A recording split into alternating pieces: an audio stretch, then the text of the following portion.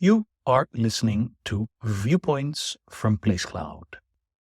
Cultural researchers tell stories of places from around the world. For the full multimedia experience and to support the creators you enjoy, visit placecloud.io.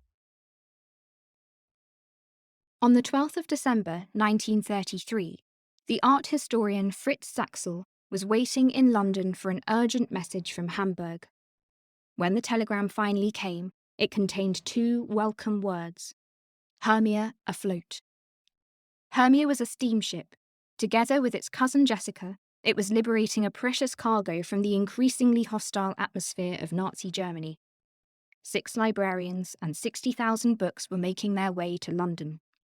They were a part of the Warburg Institute, which finally came to rest here in Woburn Square, and with it, an entire intellectual tradition. Rewind to 1926 in Hamburg, Germany.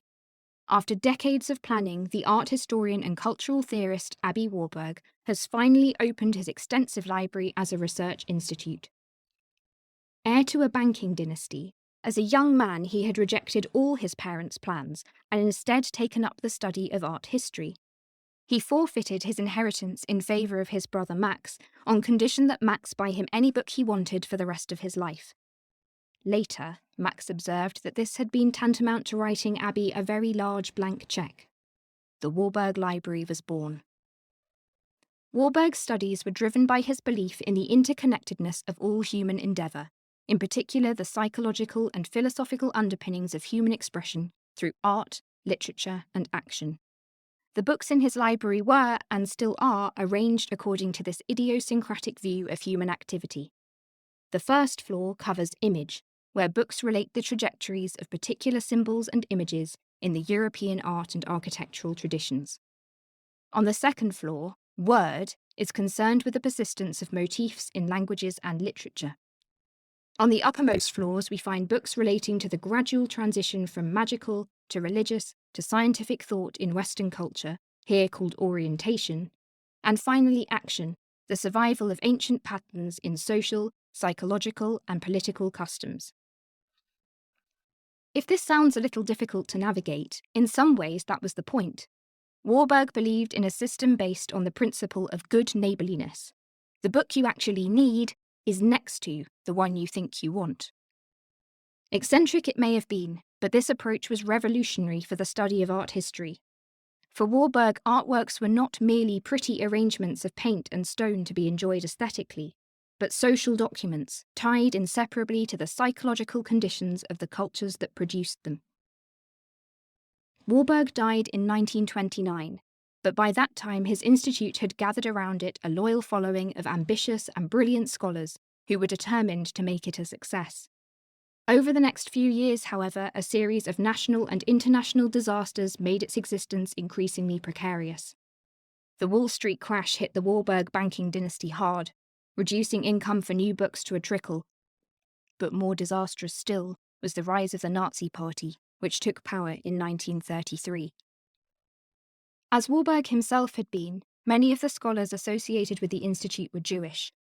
Once Hitler was in power, many of them lost their posts at Hamburg University or were forced to emigrate. By May that year, students had all but stopped attending the institute because so many of their supervisors had left. Fritz Saxel, now director, decided to look abroad for support, and after a series of complex negotiations, Max Warburg was formally invited to lend his late brother's library to London for a period of 3 years. The negotiations had been completed in secret, for fear of alerting the Nazi government too soon. Instead of a library move, the scholars referred to the project as a manuscript catalogue, and the Renaissance codenames that were part and parcel of the Warburg's unique intellectual culture now helped their letters dodge the censors. But when the plans were finally revealed, the Hamburg government still needed to approve them. While some were content for the library to go, others hoped that the books could be redistributed and used in Nazi cultural centres. Finally, a compromise was reached, where 2,000 books relating to the First World War were to be presented as a gift to the state, and the rest could go. These volumes were only tangential to the Institute's interests, and were offered up without hesitation. In return, the authorities agreed to ignore the move to London, provided no fanfare was given in the national or international press. The request to move had come just in time. 2 weeks later, the hostile Reich authorities would take over all such decisions from the state government, resulting in certain refusal. But by then, the books were already being packed. The staunchly anti-Nazi helpers made record time, and on the 12th of December 1933, 531 boxes were moving steadily down the Elbe on the steamships Hermia and Jessica.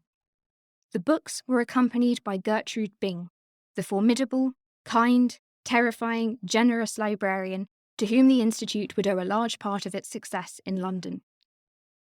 The presence of this unique institution in Britain was to set the study of art and culture in this country on a new and brilliant course. Over the next decades, the loan of the Institute was extended and extended again, finally gaining association with the University of London.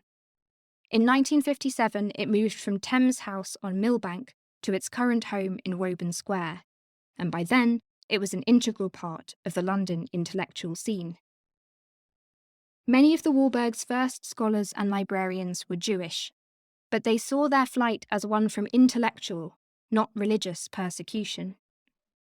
At one of the darkest times in humanity's history, 6 scholars smuggled a little light out of Germany and kindled it here in London, where it is still burning.